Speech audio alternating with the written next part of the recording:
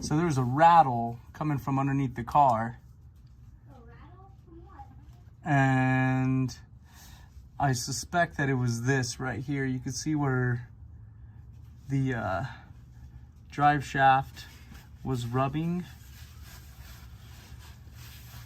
A rattle? What kind of rattle?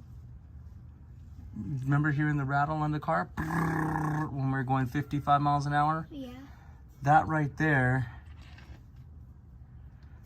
this right here, you could feel the indentation that this bearing would be a carrier bearing, but I think it's just a, I guess it might be a carrier bearing.